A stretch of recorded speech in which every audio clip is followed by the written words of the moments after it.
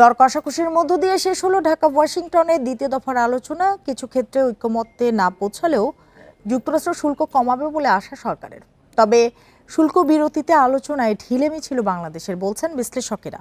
এ বিষয়ে আলোচনা করতে চট্টগ্রাম থেকে যোগ দিয়েছেন বিজিএমইএ এর সাবেক পরিচালক অঞ্জন শেখর দাস।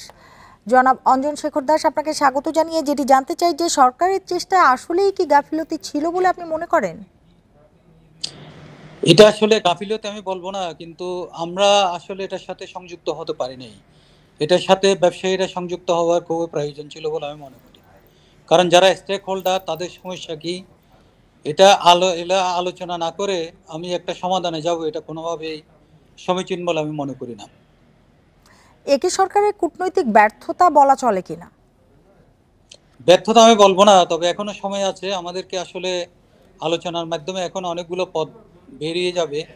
এখনো সরকারের সময় আছে স্টেক হোল্ডারদের সাথে বসে কথা বলা। কারণ এটা শুধু আজকে হয়তো আমেরিকা করেছে, কালকে আরেকটা দেশ করতে পারবে। কারণ আমরা এমনি গ্র্যাজুয়েশনের দিকে যাচ্ছি।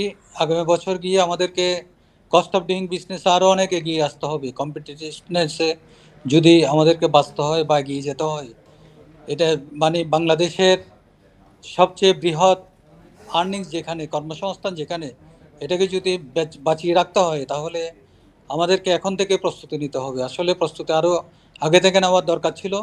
এখানে এনবিআর সরকারকে অনেক অনেক এগিয়ে আসতে হবে বলে আমরা মনে করি।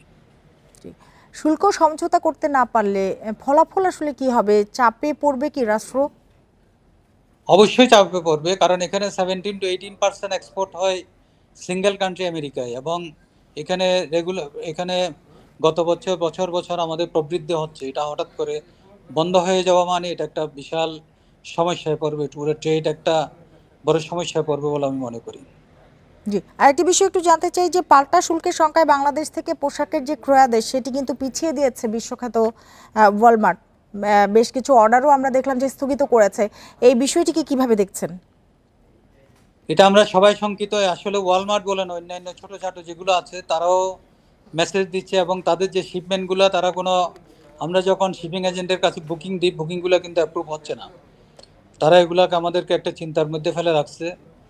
এই মুহূর্তে কিন্তু শিপমেন্টের অ্যাপ্রুভেল খুব কম আসতেছে। আমরা ব্যবসায়ীরা, রপ্তানিকারকরা খুবই সংক্ষিপ্ত নিয়ে খুবই মানে একটা শঙ্কার মধ্যে আছি।